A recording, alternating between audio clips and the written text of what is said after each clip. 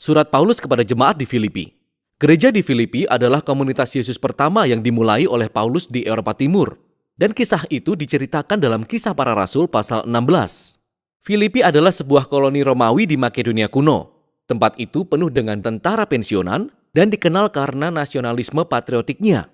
Di sanalah Paulus menghadapi perlawanan saat dia mengabarkan Yesus sebagai Raja sejati dunia. Setelah Paulus pindah dari sana, mereka yang menjadi pengikut Yesus terus mengalami perlawanan dan bahkan penganiayaan. Namun mereka tetap menjadi komunitas yang hidup, setia kepada jalan Yesus. Paulus mengirim surat ini dari salah satu dari sekian banyak pemenjaraan yang dia alami. Dan untuk alasan yang sangat praktis, jemaat Filipi mengutus salah satu anggota mereka, Epafroditus, untuk memberikan persembahan kasih kepada Paulus untuk membantunya di penjara. Paulus mengirim surat ini kepada Epafroditus sebagai ungkapan terima kasih dan untuk melakukan lebih banyak lagi. Perancangan surat ini tidak mengembangkan hanya satu gagasan dari awal sampai akhir, seperti banyak surat Paulus lainnya. Sebaliknya, Paulus telah menyusun serangkaian renungan esai pendek atau gambaran-gambaran pendek.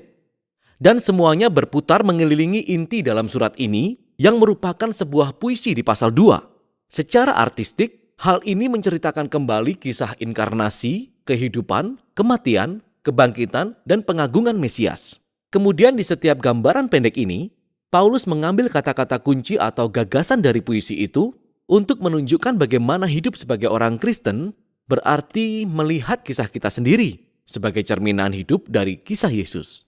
Jadi Paulus membuka surat itu dengan doa syukur dan dia bersyukur kepada Tuhan atas kemurahan hati orang Filipi, atas kesetiaan mereka, dan dia mengungkapkan keyakinannya bahwa karya yang mengubah hidup yang telah dimulai Allah di dalam diri mereka akan berlanjut ke dalam ungkapan kesetiaan dan kasih yang lebih besar dan indah. Paulus kemudian berfokus pada kekhawatiran mereka saat itu, yaitu statusnya di penjara.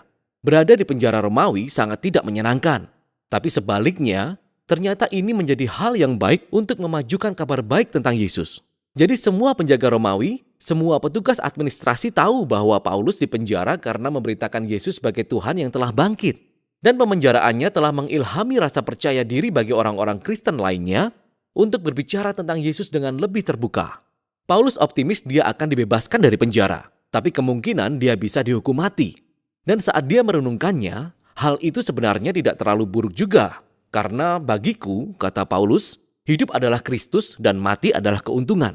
Bagi Paulus, hidupnya di masa sekarang dan di masa depan ditentukan oleh kehidupan dan kasih Yesus untuknya. Jadi jika dia dihukum mati, itu artinya dia akan berada bersama Yesus. Dan itu adalah hal yang hebat baginya. Dan jika dia dibebaskan, itu artinya dia bisa terus bekerja untuk membentuk lebih banyak komunitas Yesus yang akan lebih baik bagi orang lain. Jadi, itulah yang dia harapkan. Nah, perhatikan jalan pikiran Paulus di sini. Mati bagi Yesus bukanlah pengorbanan sejati bagi Paulus.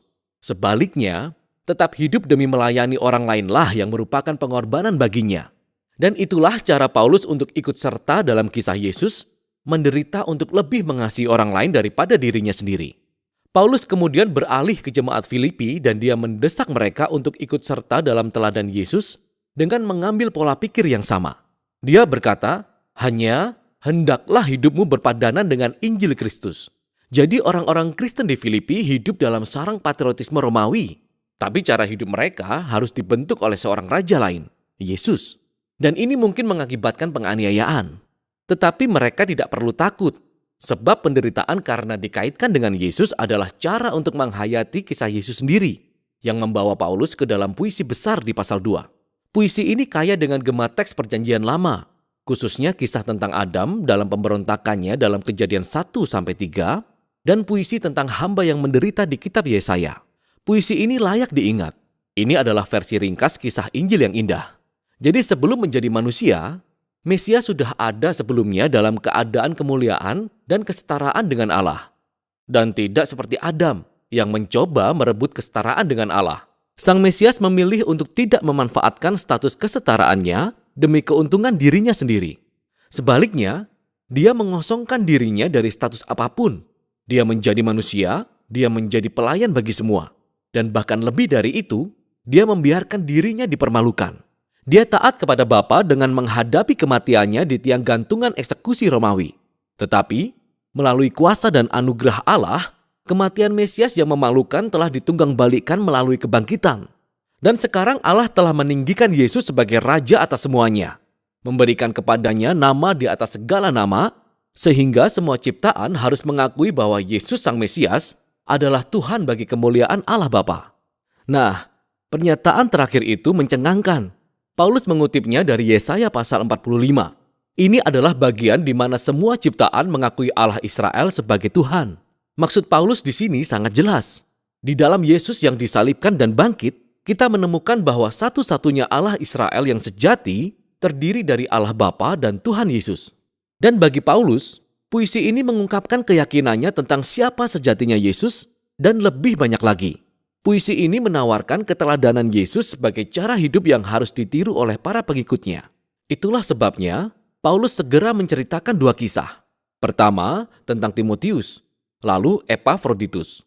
Karena keduanya adalah contoh orang-orang yang menghidupi kisah Yesus.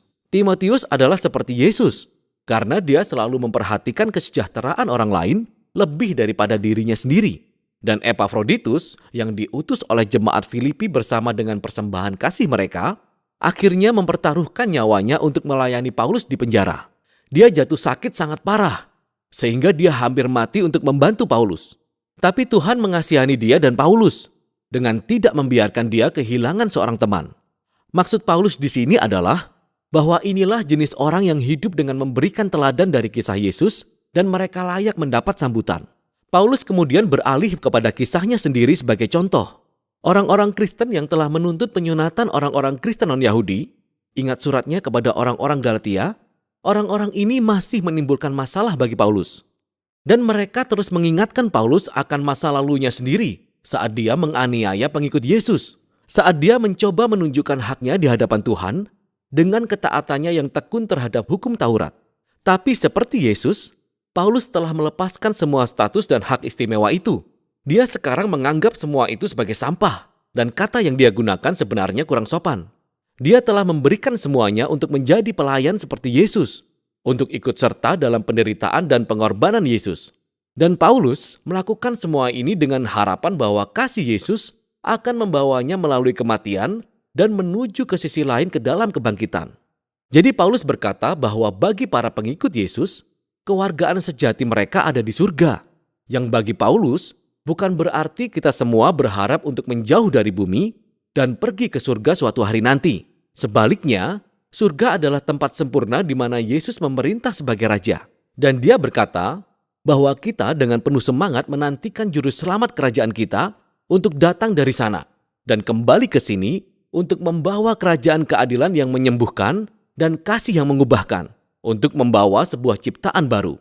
Paulus kemudian menantang jemaat di Filipi agar tetap tinggal di dalam kisah Yesus. Dia pertama-tama menyebut dua pemimpin wanita terkemuka di gereja yang bekerja sama dengan Paulus, dan mereka berada dalam semacam konflik.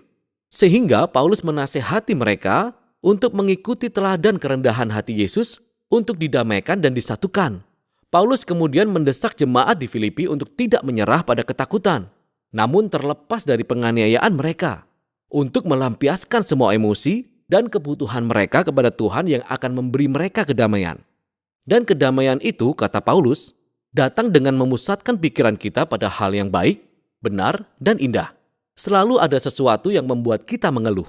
Tetapi seorang pengikut Yesus tahu bahwa semua kehidupan adalah anugerah dan dapat memilih untuk melihat keindahan dan kasih karunia dalam situasi kehidupan apapun, yang membawa Paulus sampai pada kesimpulannya.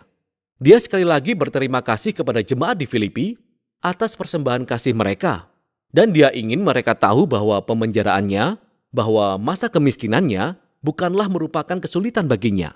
Pemenjaraan dan kemiskinan itu benar-benar menjadi guru terbesar Paulus, menunjukkan kepadanya bahwa tidak peduli situasi apapun, Paulus telah belajar rahasia kepuasan, yang adalah kebergantungan pada satu-satunya pribadi yang menguatkan dia. Paulus telah melihat penderitaannya sendiri sebagai sebuah partisipasi dalam kisah Yesus. Surat kepada jemaat di Filipi memberi kita sebuah jendela yang unik ke dalam hati dan pikiran Paulus sendiri. Dia melihat seluruh hidupnya sebagai sebuah pemunculan kembali kisah Yesus. Dan kita dapat merasakan dalam surat ini hubungan dekatnya dengan Yesus. Kesadarannya bahwa kasih dan kehadiran Yesus lebih dekat daripada hidupnya sendiri. Dan itulah yang memberinya harapan dan kerendahan hati di saat-saat paling gelap. Jadi, Paulus menunjukkan kepada kita bahwa mengenal Yesus selalu merupakan pertemuan pribadi yang mendalam, yang mengubahkan. Dan Paulus mengundang orang-orang untuk mengikuti Yesus yang seperti ini. Dan itulah isi surat Paulus kepada jemaat di Filipi.